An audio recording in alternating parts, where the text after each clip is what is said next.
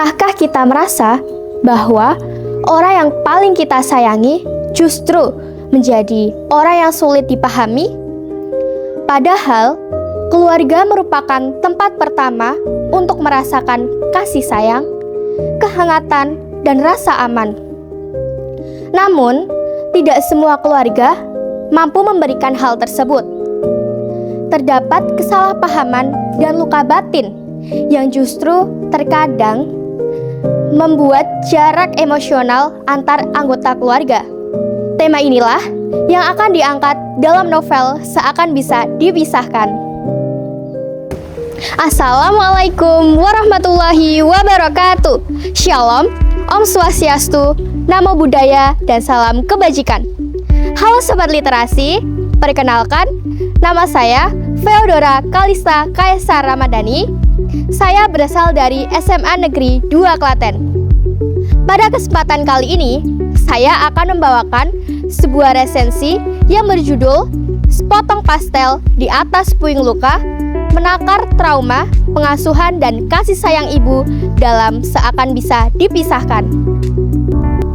Novel ini berjudul Seakan Bisa Dipisahkan, karya Ruhaini Intan. Diterbitkan oleh Kepustakaan Populer Gramedia pada bulan Juni 2025 sebagai cetakan pertama.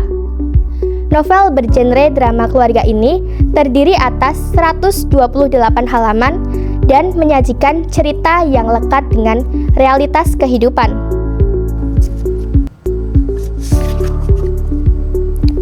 Novel ini menceritakan Sofia, seorang anak perempuan yang tumbuh dengan luka batin akibat hubungan yang renggang dengan ibunya.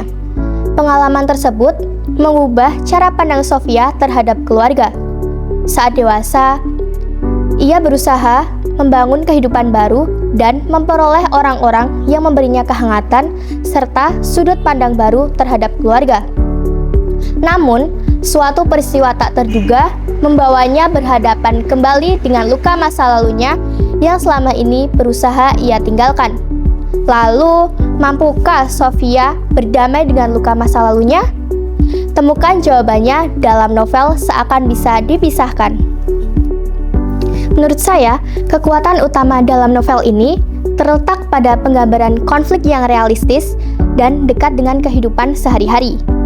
Penulis juga mampu menunjukkan bahwa luka dalam keluarga tidak selalu tampak secara fisik, melainkan dapat memengaruhi cara seseorang berpikir, bersikap, dan memandang dirinya sendiri.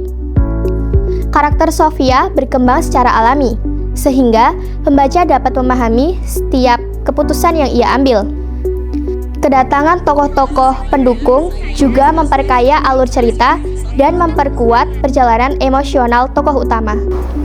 Selain itu, penulis menggunakan gaya bahasa yang deskriptif dan reflektif, sehingga pembaca dapat merasakan emosi setiap tokohnya. Penulis juga memanfaatkan simbol-simbol sederhana yang memperkaya makna cerita. Hal tersebut membuat novel ini tidak hanya menyajikan cerita yang menyentuh, tetapi juga mengajak pembaca untuk merenungkan makna kasih sayang, keluarga, dan proses memaafkan. Novel ini memiliki beberapa kelebihan. Temanya yang realistis, penokohan yang kuat, dan pesan moral yang disajikan secara alami dan tidak terkesan menggurui. Namun, terdapat beberapa kosakata yang cukup jarang dipakai, sehingga pembaca mungkin perlu mencari maknanya terlebih dahulu. Selain itu, akhir cerita disajikan secara terbuka, sehingga memberikan ruang bagi pembaca untuk menafsirkan sendiri kelanjutan kisah para tokohnya. Sebagai penutup, novel Seakan Bisa Dipisahkan tidak hanya menyajikan cerita tentang konflik keluarga, tetapi juga tentang proses memahami, menerima, dan memaafkan. Oleh karena itu, saya sangat merekomendasikan novel ini kepada individu yang sangat menyukai kisah emosional yang syarat makna dan refleksi. Sekian resensi dari saya. Terima kasih. Salam literasi. Wassalamualaikum warahmatullahi wabarakatuh. Shalom, Om Swastiastu, Namo Buddhaya, dan salam kebajikan.